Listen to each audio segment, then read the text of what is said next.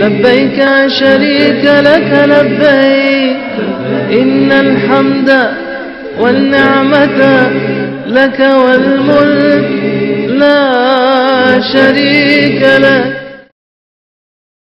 الحمدللہ رب العالمین والصلاة والسلام علی رسولہ الکریم. اما بعد فاعوذ باللہ من الشیطان الرجیم. بسم اللہ الرحمن الرحیم.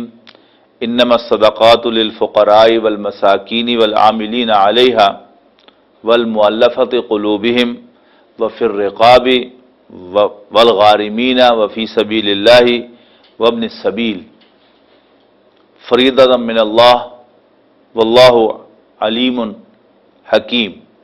ارکان اسلام کے سلسلے میں شہادت اور نماز کے بعد ارکان اسلام میں اگلا رکن زکوٰۃ ہے. زکوٰۃ ایک صدقہ ہے، لیکن یہ عام صدقات سے مختلف ہے. صدقہ اس مال کو کہتے ہیں کہ جو خالصتاً اللہ تعالیٰ کے لیے، اس کو خوش کرنے کے لیے کسی کو دیا جائے، اس میں نہ کوئی منفعت پیش نظر ہو اور نہ ہی کوئی نمود و نمائش.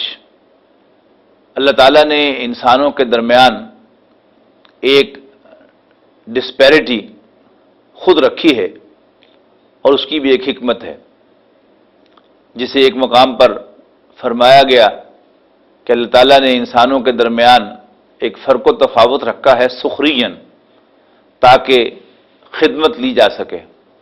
اللہ تعالیٰ یقیناً اس بات پر قادر تھا کہ تمام انسانوں کو صاحب حیثیت بنا دیتا، مالدار ہوتے، لیکن اللہ تعالیٰ نے یہ حکمت ملحوظ رکھی ہے کہ کچھ لوگ امیر ہوں، کچھ غریب ہوں، تاکہ ایک دوسرے سے خدمت لی جا سکے.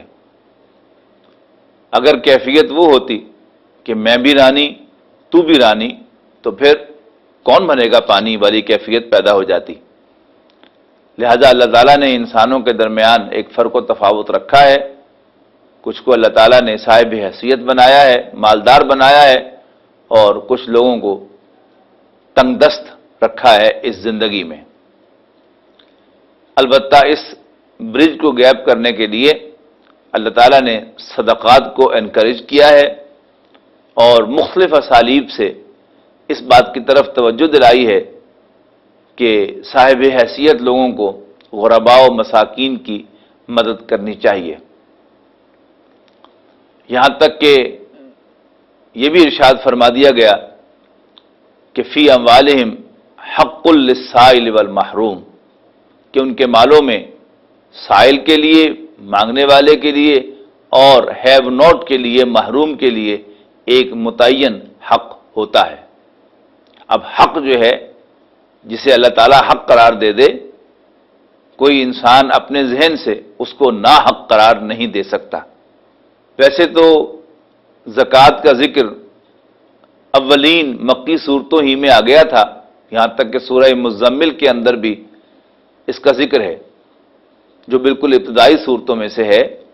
لیکن زکوٰۃ کا باقاعدہ فرض ہونا وہ ہجرت طیبہ کے بعد مدینہ منورہ میں آ کر ہی ہوا، اور مزید باقاعدہ اس کی کوئی محکمانہ حیثیت اور اس کی وصولی کا نظام وہ فتح مکہ کے بعد قائم کیا گیا.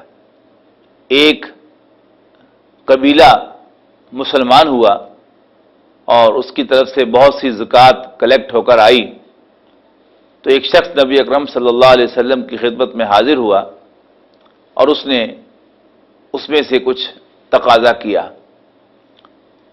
تو نبی اکرم صلی اللہ علیہ وسلم نے ارشاد فرمایا کہ اللہ تعالیٰ نے کسی نبی یا غیر نبی کو اس پر کوئی اختیار نہیں دیا، بلکہ اس نے تمام کے تمام مصارف زکوٰۃ کے متعین فرما دیے ہیں. اور یہ مفسرین اور فقہاء کا تقریباً اجماع ہے کہ سورہ توبہ کی آیت نمبر 60 جو ابتدا میں تلاوت کی گئی، اس میں زکوٰۃ مفروضہ یعنی فرض زکوٰۃ کے مصارف کا تذکرہ ہے، یعنی جن جن موقعوں پر وہ زکوٰۃ دی جا سکتی ہے اور زکوٰۃ کا مال صرف کیا جا سکتا ہے۔